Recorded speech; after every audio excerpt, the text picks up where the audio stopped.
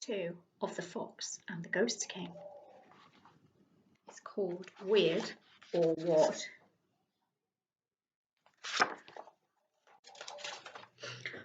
We were not happy foxes on our way home. Dad was going on about how the Chelsea manager would be crowing like a cockerel and how foxes knew how to deal with cockerels. Give him a good neck shaking, I would, then gobble him up, he was saying. But we did pick up tidbits of this and that from the pavement, leftovers, hot dogs and beef burgers, and fish and chips. You would not believe the stuff people throw away. I'm glad they do. After we knocked over a couple of dustbins and found some dribbly ice cream and some mouldy old cheese, which was delicious, we were trying to make ourselves feel a bit better. And we did too. So the foxes had lost again. So what was new about that? Always look on the bright side of life, hey, son? Not the end of the world, he said as we paddled along towards home. Down the lamplit city streets. The Foxes are still the best team in the world, son, right? Right, I told him. We stopped to do a high five each other, then chased our tails round and round 3 times. 3 times would bring us luck, the next time, Dad said.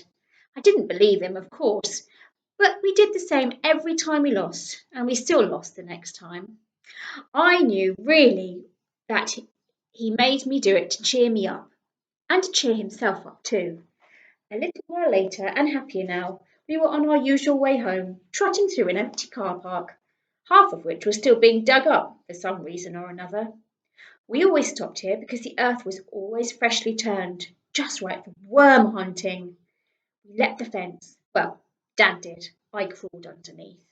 Then jumped down into the shallow trench and, noses in the ground, began sniffing out worms and listening for them too. We can hear worms wriggling, you know. It's what we've got these pointy ears for. I was good at worm catching. Watched Dad do it and just did what he did. Loved it too. The snuffling about, the watching, the waiting. Then, best of all, the leaping and pouncing.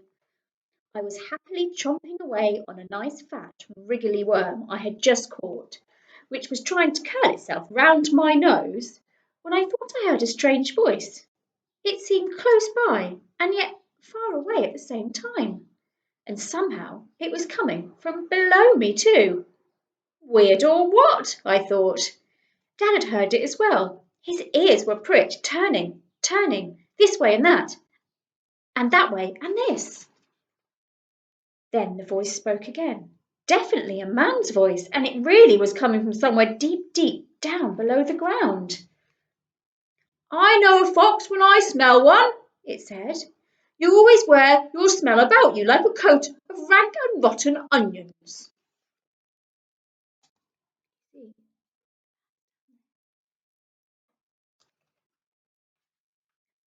I could feel the hair standing up in fear all along the back of my neck.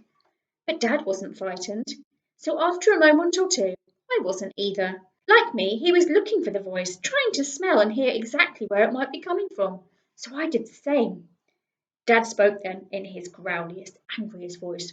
I don't know who you are, but how we smell is our business. So whoever you are, and whatever you are, you have no right busiest making rude remarks to strangers you've never met, and who mean you no harm, and have never hurt you. I have my son with me, and I have brought him up never to be so rude.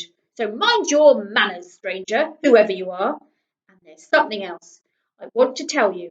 All onions are delicious, rotten or not, especially old pizza onions in tomato sauce, however rotten they are.